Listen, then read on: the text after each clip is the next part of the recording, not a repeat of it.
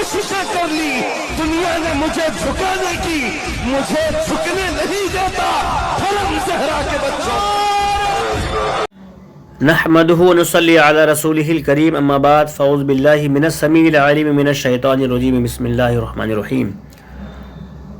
लक़द कान लकुम फ़ी रसूलिल्लाहि उस्वतुन हसना, आमन्तु बिल्लाहि सदक़ल्लाहुल अलीयुल अज़ीम व सदक़ रसूलुहुन नबियुल करीम व नहनु अला ज़ालिका लमिनश शाहिदीन व शाकिरीन, अल्हम्दुलिल्लाहि रब्बिल आलमीन।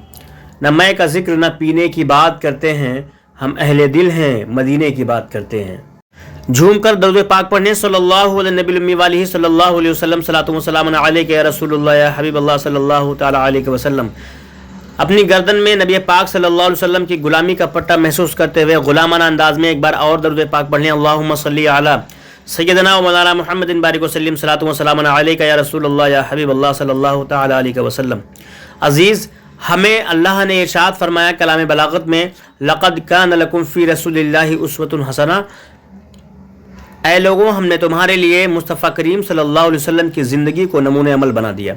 आज हाल ये है, अलमिया ये है, जो ये बयान करते हैं जब हमारे नबी के नामूस की बात आती है तो वो हिकमत की बात करते हैं, वो मसलहत की बात करते हैं। बाबा खादिम हुसैन रज़वी साहब ने एक नशिस्त में बयान कर दिया, एक नशिस्त में ये ऐलान कर दिया कि सुनो, अगर आकाए दो आलम सल्लल्लाहु अलैहि वसल्लम के नामूस की बात आ जाए, अगर आका की इज्जत की बात आ जाए तो तमाम मसलहत को हटा दो, तमाम जो हिकमत अमली की बात करते हो हटा दो।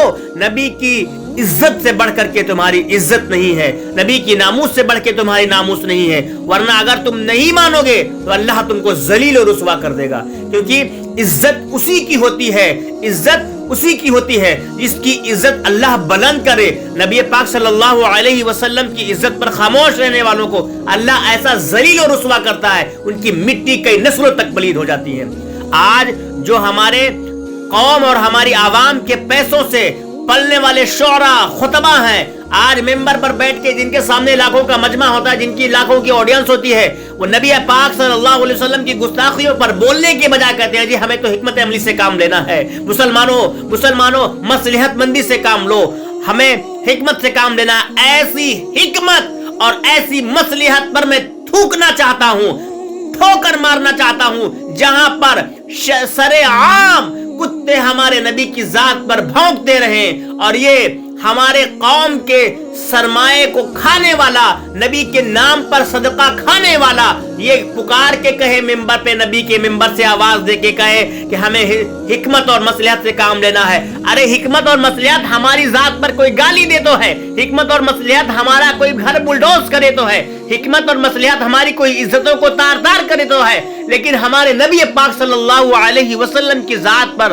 अगर उंगली उठी तो तमाम हिकमत और तमाम मसलहत धरी की धरी रह जाएंगी और गुलामान मोहम्मद अपनी गर्दनों को कटाने के लिए आगे आ जाएंगे इंशाअल्लाह।